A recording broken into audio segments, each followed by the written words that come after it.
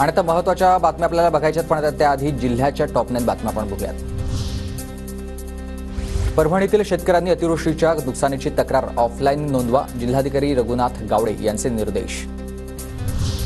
चाळीसगावच्या एकदंत गणेशोत्सव समितीकडून साकारली जाते अयोध्येतील राम मंदिराची प्रतिकृती. 6000 थर्माकोलपासून राम मंदिराची प्रतिकृती. बुलढाण्यात काँग्रेसच्या वतीनं पंचायत समितीवर एल्गार मोर्चा काढला. घरकुलचे रखडलेलं अनुदान तात्काळ देण्याची मागणी. गणेशोत्सवाच्या पार्श्वभूमीवर नसरापूरच्या राजगड पोलिसांची डीजे चालक आणि गणेश मंडळांसोबत बैठक. शासनानं घालून दिलेले सर्व नियम पाळण्याच्या पोलिसांकडून डीजे चालकांना सूचना. नागपुरातील मेयो रुग्णालयामधील डॉक्टरांना देखील डेंग्यू चिकनगुन्याची लागण. खासगी व्यक्तीकडून परिसरात फॉगिंग मशीनची व्यवस्था करण्यात आलेली आहे. जळगावच्या जामनेरमधील शेंदुर्णीमध्ये रात्री तरुणांच्या 2 गटात दगडफेकीची घटना. दगडफेकीच्या घटनेत पोलिसांसह 5 ते 6 जण जखमी.